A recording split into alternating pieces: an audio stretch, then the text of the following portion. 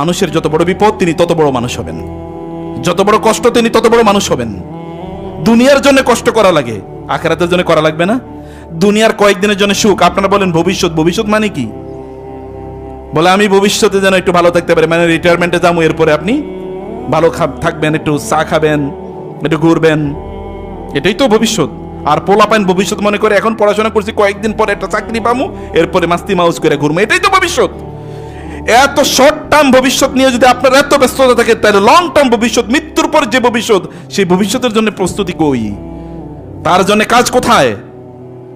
সেটার জন্য আপনাকে অবশ্যই কাজ করতে হবে। আপনার রব আপনাকে সেই ভবিষ্যতের কথাই আপনাকে বলছেন। আপনার রব আপনাকে ছেড়ে যান নাই, তিনি কখনোই আপনাকে ছেড়ে। আপনি কষ্ট থাকলেও আপনি বলুন আপনার রব আল্লাহু মাই, বলতে পারেন যদি এটা, তাহলে বুঝতে আল্লাহু মা'ানা, আল্লাহ আমাদের সাথে আছেন, ইন্নাল্লাহা মা'ানা, আল্লাহ আমাদের সাথে আছেন। এটা বলতে পারলে, বিশ্বাস করতে পারলে আপনার বিপদ আল্লাহ তাআলা দূর করে